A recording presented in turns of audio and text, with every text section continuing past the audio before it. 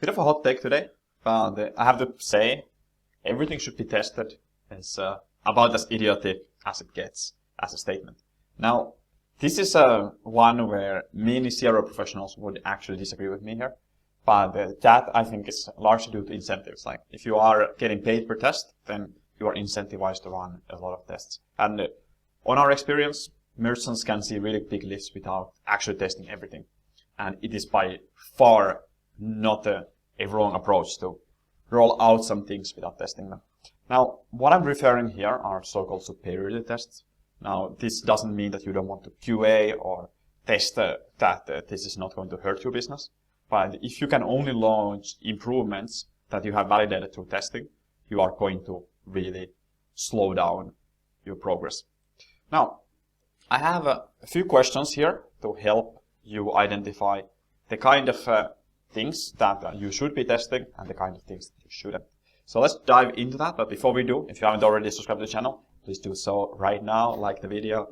I'm your host, Samuel Larsen from CROgurus.com. I'm the founder of GrowGurus. We help mostly 7-figure e-commerce stores get the most out of their existing traffic. Now, first question to ask. I like to start with a little bit of an intuitive question. And here the question is simply, should we test that? Because often we can start committing to a test too quickly. And before we want to commit our brains to a course of action, we can just ask this simple question, should we actually do this? And it's a little bit more of an intuitive initial check than the rest of the questions that follow. But it's a helpful tool to quickly disqualify tests and that way saving a ton of time in the programs. And if the answer is no, then there is no need to go further with these questions. You can just bin it, or if it's implementable without testing, then you can just implement it. Okay, so first question, should we test that?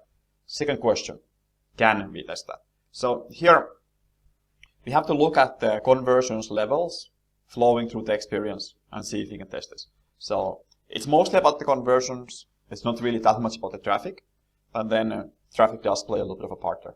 So questions like, what is the expected lift of this test? How long would we like to run this? What is a reasonable period to run this test? Is this test even technically feasible? Like, is it too complicated? Is it with some kind of app? Those kinds of things.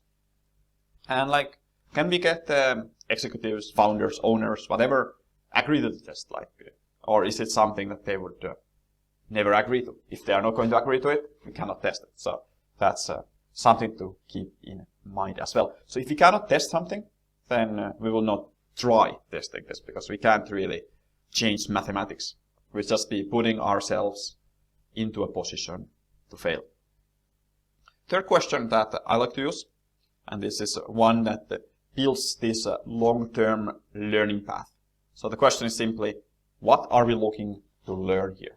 And I found that the best tests have some kind of learning that we can derive from the results. Of course, you have some tests that are pretty standard. So, okay, like let's test removing the animation, for example. There might not be as much learning in that test, but it can still produce good wins. I think another way to check this could be, how can this test better help us understand our customers? And then what can we learn from the different possible outcomes of this test? And that way, you not only test, but you build up learning and your customer theory with each test. So it's a lot more powerful of a tool that way, rather than just trying to find cheap, quick wins. Next, question 4. What are the costs, both monetary costs and opportunity costs, for running this test? And are those costs acceptable for us to proceed? So this is simply a question of, do we expect the juice to be worth the squeeze? Or is this going to be one of those cases where we actually like jump into it and like find out that this wasn't worth it from the beginning? It was basically destined for ruin. Now, we want to have, of course, a positive return on expectation, like or investment. And this also needs to be the best possible opportunity for us to test. So if there's better opportunities, then we will do those. But there's a question for that coming up.